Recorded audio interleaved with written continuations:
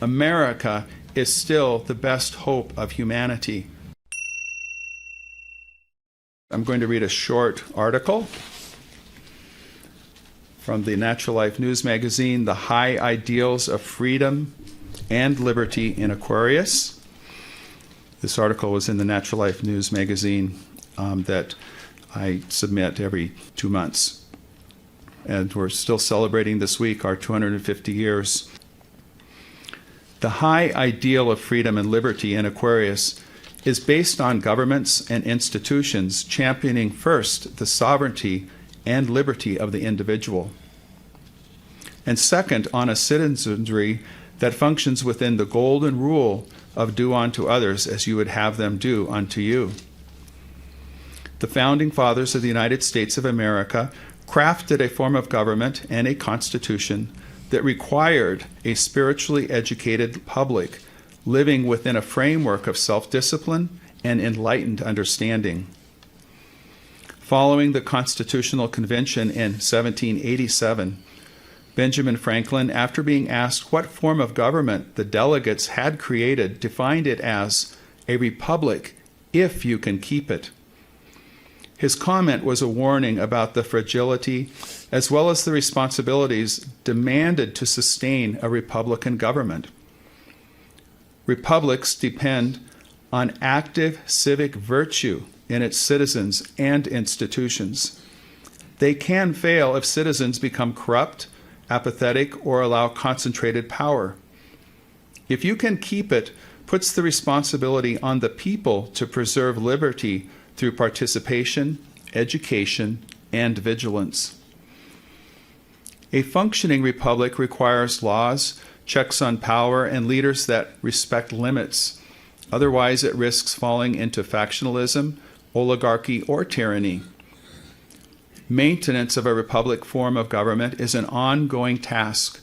A civic culture of virtue, a spirit of cooperation, and institutions that allow a routine and peaceful transfer of power must be honored and upheld. Benjamin Franklin, experienced in dealing with the infant and fragile colonial states, knew that declaring the new nation was a republic wasn't a final triumph, but the beginning of stewardship. Over time, our democratic republic has become so compromised by political and corporate special interests and a public that largely no longer understands the personal responsibility of self-governance that our country has nearly fallen into an abyss of self-destruction. A deep state of special interests has, over time, usurped many of the institutions of American government and society. This deep state is more than just a stain on our national identity. It is a cancer that has nearly destroyed its host. These interests of imperialistic and corporate greed throughout the world have worked for decades to program generations of youth to hate America. Our universities and educational systems have made every effort to indoctrinate students into believing that America is the villain and must be taken down. American imperialism based on corporate greed and conquest is not so much a flaw in our system of government, but the result of a collapsed citizenry and failed educational system. It is our responsibility to understand, engage, and champion the checks and balances of self-governance within our republic. America is still the best hope of humanity. America requires civic spiritual redemption and transformation, just as individuals require transformation and redeeming when they have erred. Many Americans have become so fixated on the flaws in institutions and humanity in general that they have lost hope in America and humanity. They do not understand that the jewels of freedom and liberty come with a price of an illumined self-governance and self-discipline, and that this requires a spiritual path.